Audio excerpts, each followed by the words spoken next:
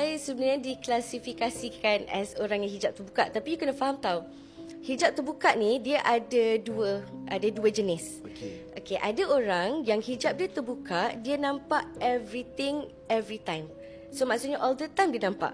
Dia datang satu tempat tu dia dah nampak dah semua. Tapi ada juga jenis yang dia nampak bila benda tu nak tunjuk dekat dia. Kadang-kadang benda tu just macam aku kat sini tau, ni tempat aku. Dia jaga. Ataupun dia nak tunjuk yang satu kawasan tu specifically macam kau jangan sentuh lah tempat tu kalau nak shooting ke apa ke, jangan duduk situ lah.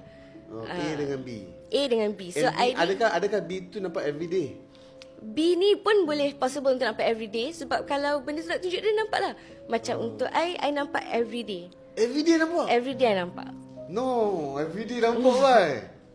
Maksudnya hari-hari nampak? So hari-hari nampak. Kategori A lah? Bukan kategori A sebab I hari-hari nampak. Faham. Hari-hari nampak tapi bukannya macam setiap 10 minit nampak. Yes. Faham?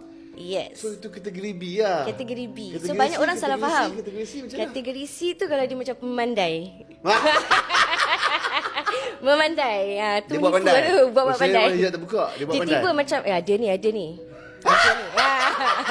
Ya macam tu memandai. Itu pandai. Itu pandai. Kita boleh tahu. Yes. Oh, saya rasa sini ada ni kan. Tapi sebenarnya tak ada apa pun. Tak ada apa, acah je. Acah je. Itu C. Itu C. Sebab tu dia C. Yes. Kalau D ni orang macam kita kami ni lah. Alhamdulillah. Normal. Alhamdulillah. Minta sangat dijauhkan daripada benda-benda macam ni. Betul. Kan? Betul. Sebab semua benda ni adalah ujian daripada Allah, betul tak? Betul. And dia draining tau. Dia sebenarnya draining you punya energy because benda-benda ni dia negatif. Yes.